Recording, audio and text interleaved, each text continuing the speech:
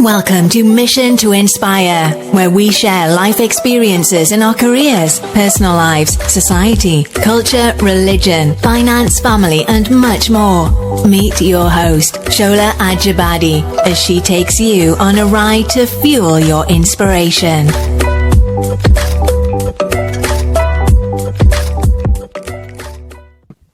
Hi everyone, welcome to Mission to Inspire. My name is Shola Ajibade, and I've got our guest here today. Her name is Kelechi.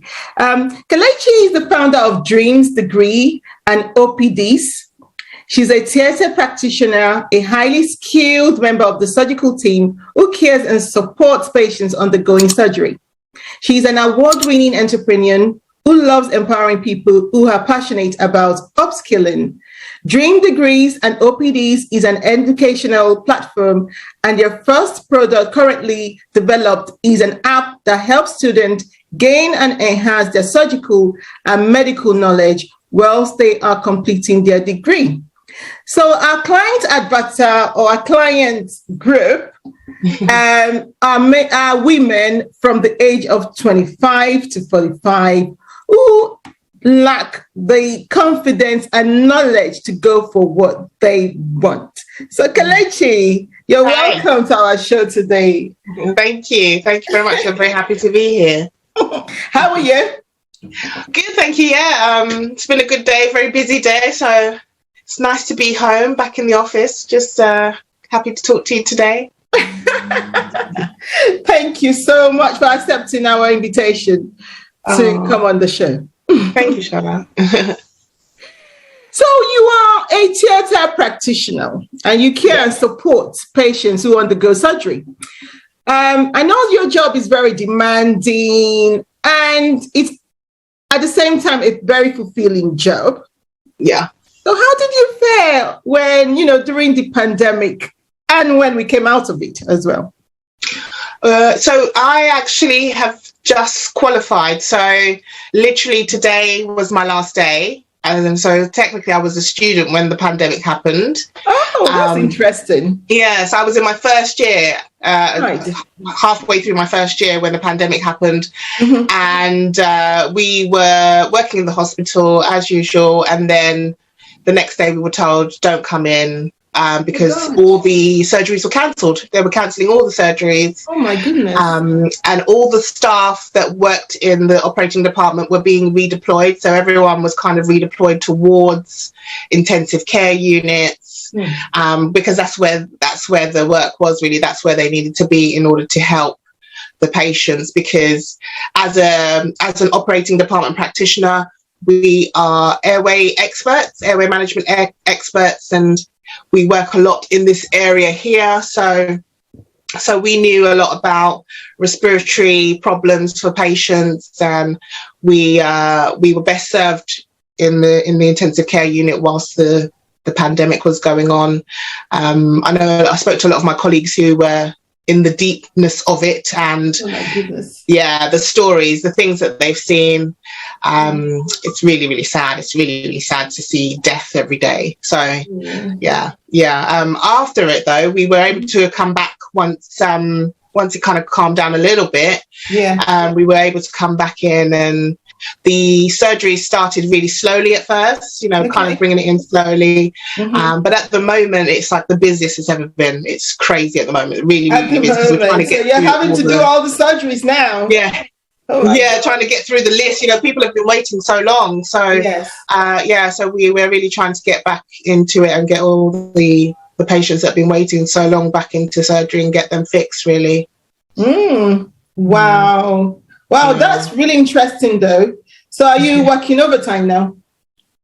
No, same hours, doing the same hours. I've got a family, so I make sure that I'm still around for my children. I have to make sure they're still young, so I have to make sure I'm around, mummy's around. But I make sure when I'm there, I'm really there, and I'm making sure that everyone's okay and that the patients get the outcome that they want. That's really great. But then you're combining this with your business, which is the Dreams Degree and OPDs. Yeah, it goes hand in hand. So the Dreams, Degrees and ODPs platform, educational platform it is, and it was just an idea last year. This time last year it was just an idea. Wow. And it came together because I started an Instagram page for students. Right. And just, putting little things on there, little positive messages, helping them get through the day, little tips that I've learned throughout the day, throughout my time as a trainee. And then I started getting lots of private messages, lots of DMs, people asking for my assistance, asking for my advice. And then I realized that there's a lot of people that need a lot of people that need my help, really, especially women. There was a lot of women, just trying to navigate their way through so many things. And it wasn't just about students, it was just normal women that found my page somehow, and they were seeing what I was doing, because I was doing a lot of videos, a lot of reels. I do live chats on there as well. And they were just asking me questions, how did I start? Where did I, why did I want to do it?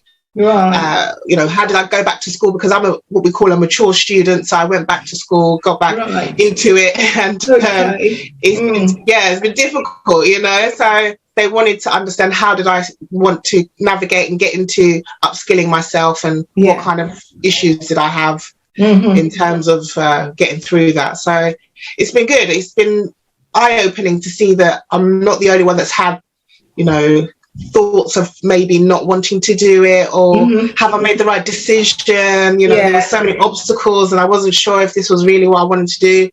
But it's good to know that I'm not alone. There's loads of women that have experienced that and still experience it. They have an obstacle, they don't want to, they feel like they can't go any further, and they just give up and they stop and they go back to normal. And those are the kind of women that I like to help, really. Like to help.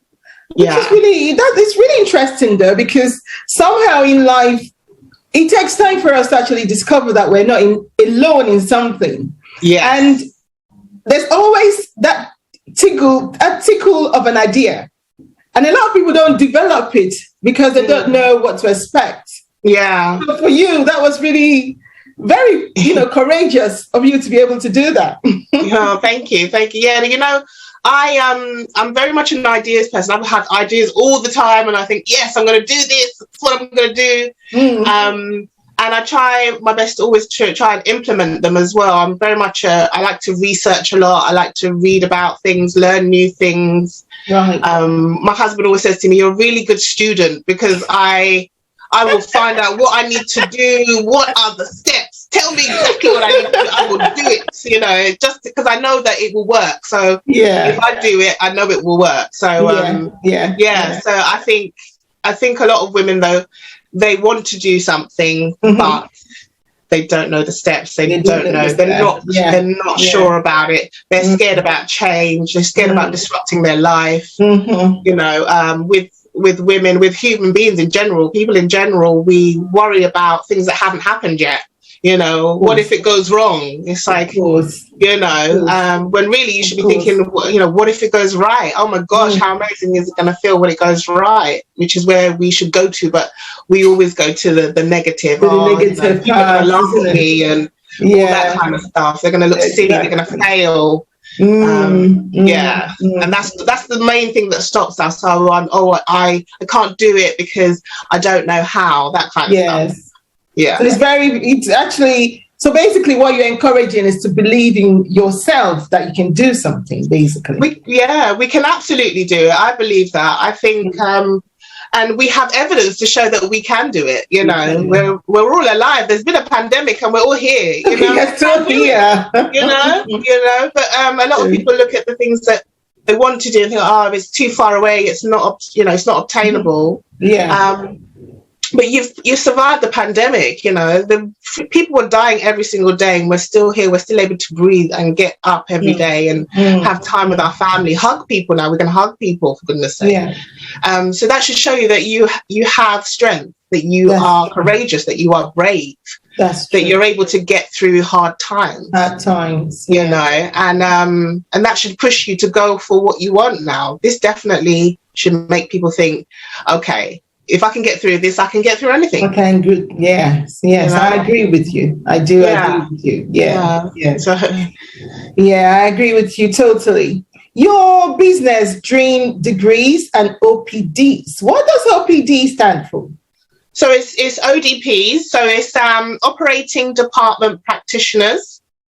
That's what it stands for. And we're practitioners that look after patients during their surgical journey. Throughout their surgical journey, we are their patient advocates and we keep them safe. That's our job. We do that by looking after them with both psychologically and physiologically as well. So we are their support system. Okay. Definitely, I spend a lot of time supporting patients because surgery is a big deal. It's very scary, especially if you've never had one before and you're worried about being put to sleep. You're worried about what's going to happen to you when you wake up. Are you going to actually wake up? That kind of thing. So it's about reassuring patients that they are in safe hands. They're with experts, people that have been doing this for 20, 30, 40 years. Right. Surgeons. There's a lot of surgeons that have been doing these kind of procedures for years and years and years, so they know exactly what to look for. And it's just about communicating really well, effectively to patients that what they want done is what's going to happen.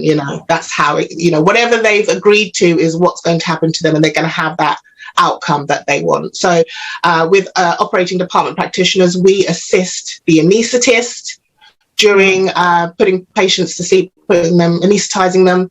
We also assist the surgeons during the surgical procedure. We're sort of the right-hand man, as we like to say, right-hand woman. And then we can also assist during recovery. So post-operatively, we look after the patients when they wake up from surgery and, just to make sure that they come through, they wake up properly, they're able to look after their airway, speak to us, eat, drink, all those kind of things. And then we take them back to the ward where they're looked after a little bit longer by the wonderful nurses and doctors up in wards. So it's throughout their journey, we're there with them. I really love my job because it means that every day is different. Whenever I go in, I don't know what's going to happen, and I don't know what part of the journey I'm going to be helping a patient, which is really cool. It's a really, really I would say it's a job that makes me realise that life is really precious. You see a lot of sick people. One day you see a really sick person, the next day you're in maternity, bringing life into the world. It's very varied. So it's really great. It's a really great job. And it's a secret job as well, because a lot of people don't know what it is. They don't know what we do. Never heard of us. I know. I've been to the theatre a couple of times. Because my first child was through cesarean anyway. So I know they would come, and then there's a way they talk to you to calm you down. Yes. And things like that. But So whoever was looking after you while you were getting your epidural, that would have been your ODP. That would have been the person that was talking you through it. This is what's going to happen. You just need to curl up like a ball. We're going to put the needle in your back. Okay. Right. That is interesting. I didn't know. It's funny because when we go into maternity, we don't really say we're ODPs. We just say we're part of the anaesthetic team. Exactly. And we're going to be working with the anaesthetist today, and that's how it goes. Because it's like people start asking, "What is that?" And then we lose focus on what we're trying to do, which is have a baby. So we just say, we're part of the team. We're here to look after you. And then they talk you through everything. So okay, that's very interesting. It's good to know.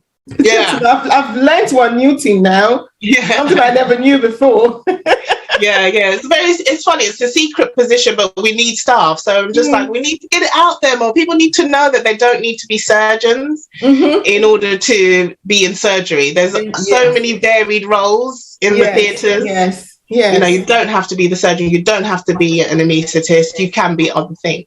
So it opens doors for people. For people. Wow. Wow. So what motivated you to start your business? So basically it was from the Instagram page, really, from all the questions I was getting from the wonderful wonderful people on my page, you know, all of their comments. Right. And I realized that as students, we don't have something just for us. We don't have any kind of educational platform that's extra support. Okay.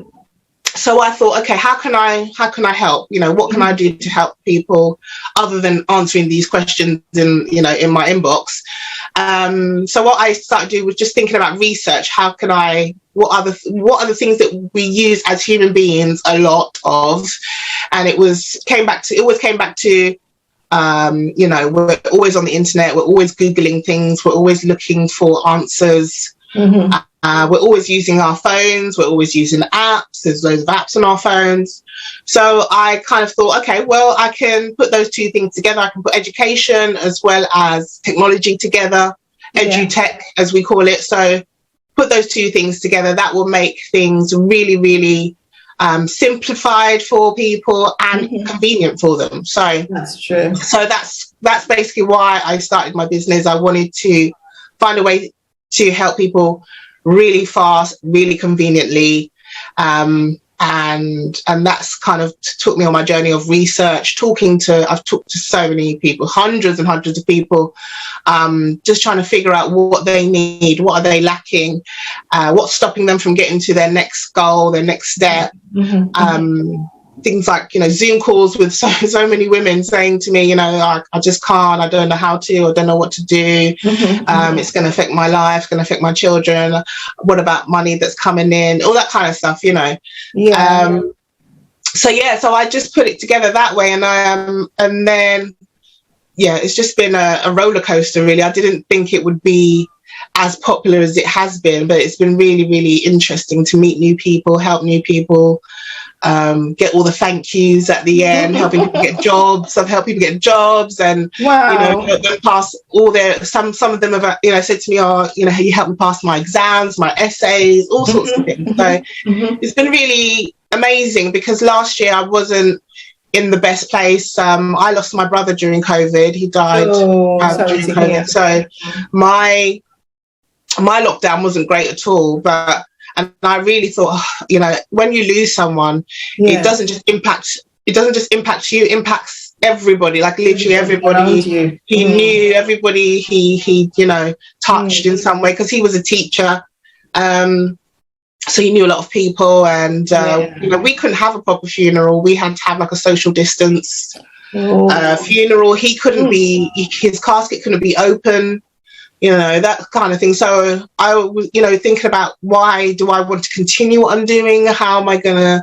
even bother to finish this degree? Am I going to continue? And it's funny, because I was feeling like that then, and then now I'm helping other people, you know, get to where they want to be. And it's just like a complete change, a complete flip of where I was like 2 years ago, where I was just like in deep, dark grief, you know. And it still hurts very much so now, but it's just a different kind of pain. And it makes me feel quite proud, because I know he'd be really proud to know that, you know, I didn't give up. I didn't just say, you know, because he passed away, that's it, nothing else can happen. It's more of a case of I used that grief to kind of fuel me to focus on other things instead of sitting around, moping around and being sad. So I think that's why I tried to keep myself busy. Okay. That's why I coped with it, really. So that's why I started. It was just an idea last year. I went and found a mentor, got some help. And the lovely Jason James is my mentor, and he had really shown me how to come out of my shell a little bit more, because I'm quite I like to say I'm an introvert with extrovert tendencies. I can be really quiet sometimes, and then sometimes I'm just really loud, really passionate about stuff. And so he's helped me to kind of hone in on the things that I'm really good at. He's helped me understand that, you know, there's parts of business where you need to look at things, you need to expand. I didn't want to be on camera. I don't think I would have ever been able to do this. There's no way in hell I would have been able to do this like 2 years ago, like a year ago. And he said, just get a tripod, put your camera on the tripod and just talk to the screen. So I've been doing that for over a year now, and that I'm now getting more comfortable with. How confident? Yeah. Because at the first few times I was like, no, I can't do it. No way. I just kept going. I said, you know what? I'm just going to keep going, see what happens. Yeah. So it's been a long journey, but I'm using this in a way to improve myself as well. There's loads of things that I still want to achieve. And help others as well, to show them that, you know, even though you may feel like you can't do this, you may feel like, oh, you want to, you know, maybe you want to become a nurse, maybe you want to become a doctor, but you think to yourself, there's no way I can sit and read books and learn about drugs and anatomy and things like that. But you can. You don't have to know all of it at this time. It's just a case of knowing little by little, breaking it down, setting challenges for yourself, and then seeing how far you've come. You know, give yourself 90 days, see what difference it's made in the 90 days, that kind of thing. It's a slow process. It doesn't have to be, you know, a sprint, as they say. It's a marathon, isn't it? So you take your time and you work at your own pace. That's how it works. So, yeah, that's the main reason why I started it, and it's continuously growing, which is really good. And your brother that passed away is one of the, from what you've said, will be one of the why you started what you're doing. Because it gave you the strength, it gave you the purpose to do what you're doing even more anyway, because you knew you were going to be able to help other people. I think I used I definitely used my grieving. I did process it, and I got help. I got some therapy. Whilst I was studying, I was getting help, and my therapist, I would see my therapist once a week, and we'd just talk about everything and break things down.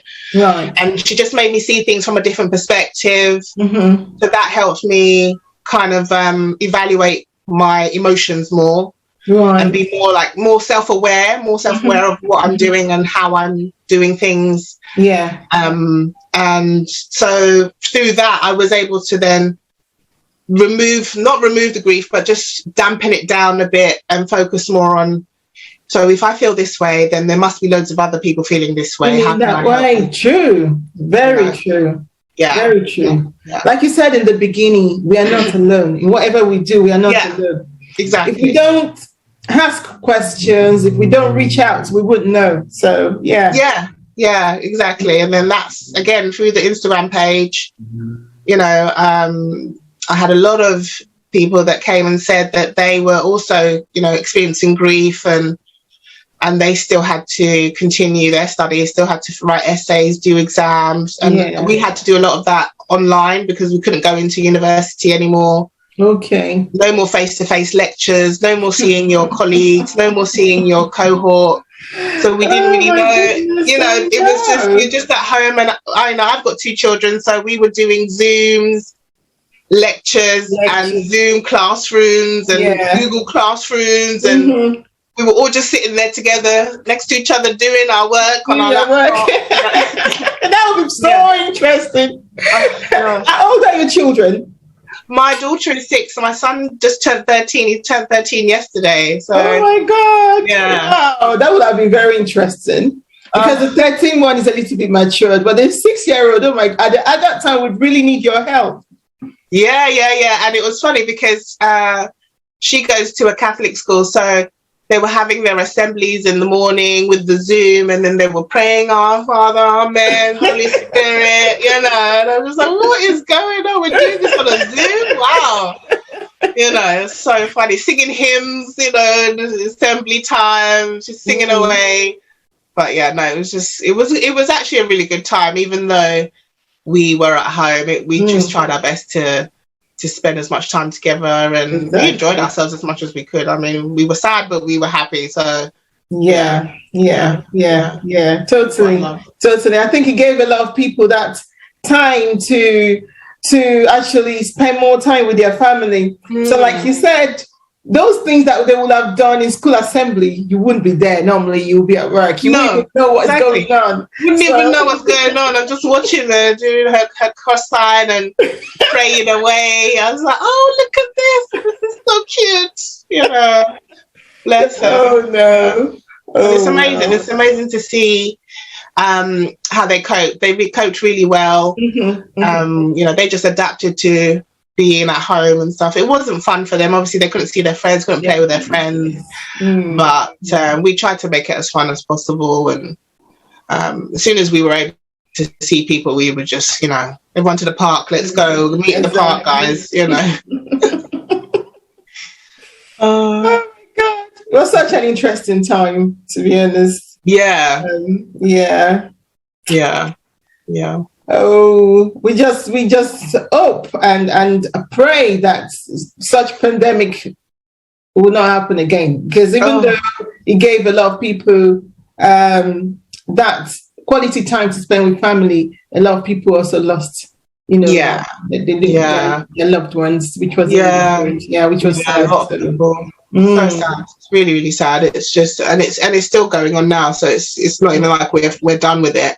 So, you know, there's still people passing away now. We still have COVID patients that come in now. So, you know, where we work, there's still a red zone that you can't go into.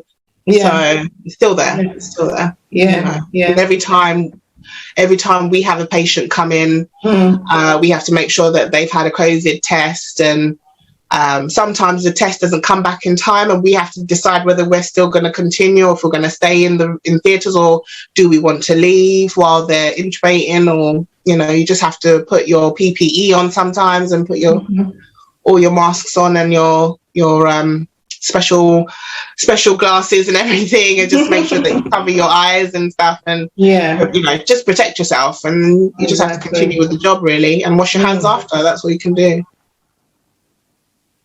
So your client group, or your avatar, they are women between the ages of 25 and 45. Why did you choose specifically that age group?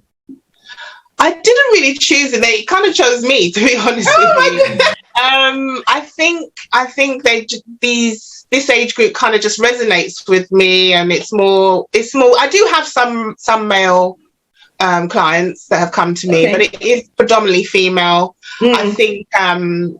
I think women just relate more to me because I'm a mother, and, you know, I talk a lot about having to make certain sacrifices when you are in business and you're studying, and then you've got young children, you know, you're married, you've got family to raise, that kind of thing. So I think that's why it kind of resonates more with women. And you know, whenever I'm in whatever rotation I'm in, I talk a lot about whatever it is that I'm doing at the time. So in the last few weeks, I've been in the maternity ward, you know, I've been in the maternity department. So I've been talking about babies a lot. So I think that kind of draws women to me because of the fact that I'm always talking about C-sections and, you know, that kind of situation where, you know, people want to have babies conceived and they're worried about having C-section. Women are always scared about C-sections, but I talk a lot about how it helps. It can be a helpful tool. It's actually nothing to be scared of.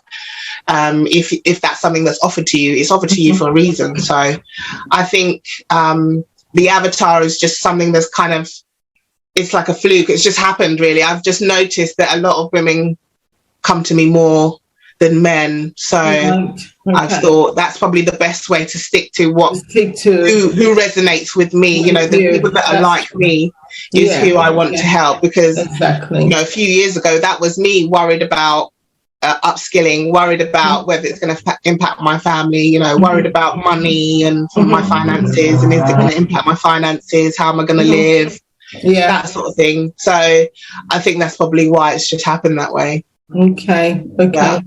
Right. So, you know, when I was going through your social media and your profile, I could see that there's an app you're developing. Thank you for joining us today on Mission to Inspire. Subscribe if you have not already done so. Like, comment, leave a message. Let's stay connected. Let's jointly inspire the world.